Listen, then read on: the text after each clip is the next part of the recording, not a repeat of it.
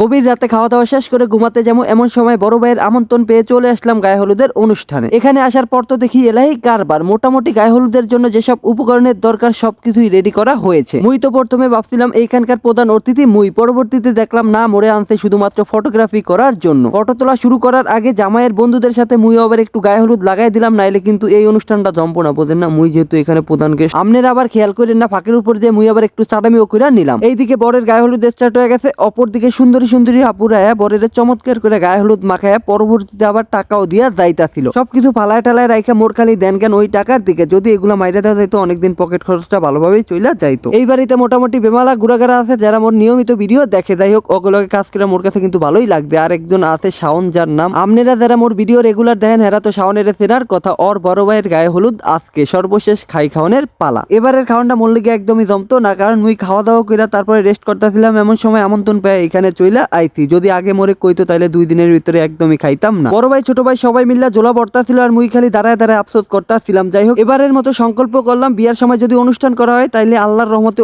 অনেকটি খায় একদম পেটটা টামটুম করমু। বড় ভাইয়ের জন্য সবাই দোয়া করবেন দাম্পত্য জীবনে উনি যেন সর্বোচ্চ সুখী হয়।